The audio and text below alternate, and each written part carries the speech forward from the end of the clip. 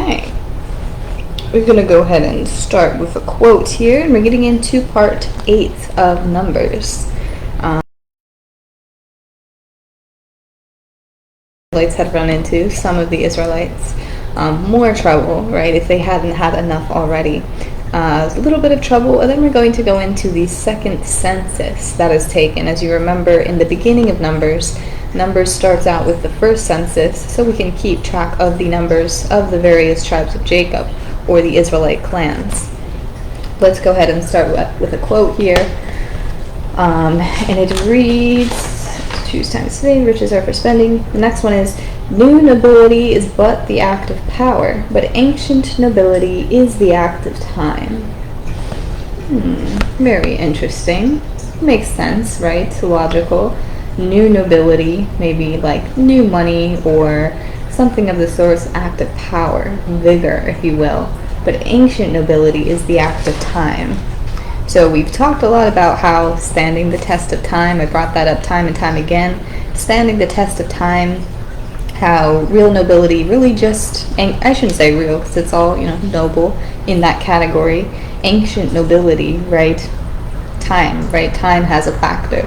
And of course time is all relative, and, a long time here can mean a short time there, such and such, but it makes sense here on this earthly plane. Ancient nobility, we take time into account. New nobility, act of power. How we draw this in is we have the census, right, that was taken at the beginning of Numbers, and then we have the census taken pretty much near the end here. We are almost done with our section, but the numbers have changed of the census. Some tribes have been decreased since the last census, and we'll look at which ones those were, and then some tribes have in fact increased. So again, time playing a key, and then this new nobility is but the act of power. We can argue that the Israelites are new nobility, right? They were never always royal. They were blessed, right? They were blessed and protected, but they were never always royal. We have these other kings who seem to be much more established, or other rulers of the land, because the Israelites never really had a ruler or a king, so nobody was considered noble necessarily. So a few different ways that you can look at this. Let's go ahead and begin with this section here. You need something, my love? Waking up. Alright, so let's go ahead and begin. While Israel was staying in Shittim, the men began to indulge in sexual immorality with Moabite women, who invited them to the sacrifices to their gods. The people ate the sacrificial meal and bowed down before these gods. When Phinehas, son of Eleazar, son of Aaron, the priest, saw this, he left the assembly, took a spear in his hand, and followed the Israelite into the tent. He drove the spear into both of them, right through the Israelite man and into the woman's stomach. Then the plague against the Israelites was stopped. But those who died in the plague numbered 24,000. Alright, so this was the biggest plague, it seems like. I think the last large one had a death toll of around 14,000. It doesn't really mention when this plague had started, but we can concur that it began when the certain men in the Israelite community were making these sacrifices to the Moabite gods, right? So of course that's a big no-no. That's probably the biggest slap in the face that came out of the trouble with the Israelites, were these people, ignoring God altogether and sacrificing to the other gods. But again, we do know that came out of the sin of the sexual immorality that was taking place. And as we remember, Balak, the king of the Moabites, was trying to curse them this whole time, and it wouldn't work. So eventually he just ended up sending his own women to go ahead and, convince these men or persuade these men to do this terrible thing. And in a way, I don't think it was necessarily a curse, but it was just a result of sin, was this plague that was sent upon the Israelite community, 24,000 people.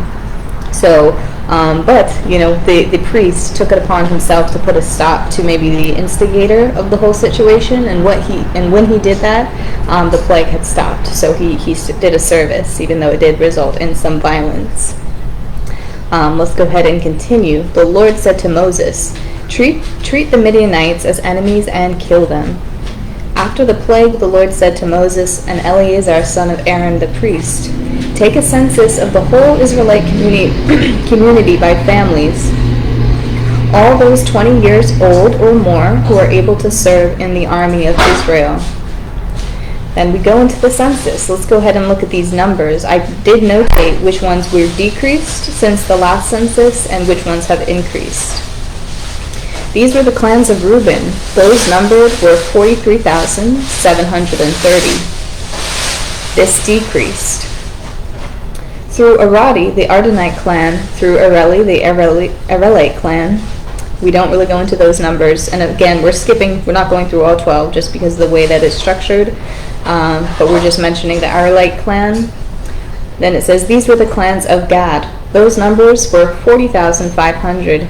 It did decrease slightly. These were the clans of Zebulun. Those numbered were 60,500. This clan had increased since the last census. These were the clans of Ephraim. Those numbered 32,500. This clan had decreased. These were the clans of Asher. Those numbered were 53,400. This clan had increased. The total number of men in Israel was 601,730. And we can compare that to the last census. The total was 603,550. So taking a look at this, the number decreased by about almost 1,800, I want to say. I think I did do the math. So despite the plague that was happening, we had like 14,000 on the first one, 24,000 on the second one. We still had, a total loss in the census of about 1,800 people. So we had those replaced almost, right? Some gentlemen had come of age and then took up the places that were lost. So again, we have some time playing into factor, and it almost seems a little bit unusual, right, that we had such a high death toll, but the total number had not really decreased too much compared to all the death and destruction that we have been seeing. But that is just something interesting. The last part here is, these were the Levites who were counted by their clans. So again, the Levites are not necessarily a part of the main census because they are not soldiers to go ahead and fight. They are the ones to service the tabernacle and protect the tent. But this is what we have here through Gershon, the Gershonite clan, through Kohath, the Kohathite clan, and then through Merari, the Merarite clan. So again, same type of clans, same things from before, not numbered in this section right here. But interesting, right? Interesting that we did have a lot of D&D, death and destruction, but the total number of the men in Israel that were of age had not really changed too much. There is a slight decrease, but not compared to what we would imagine, right? So they were still very strong in number. We can definitely say that. That's really all I have to say, you guys. It's pretty cut and dry for this one. Just a few numbers for the book of Numbers.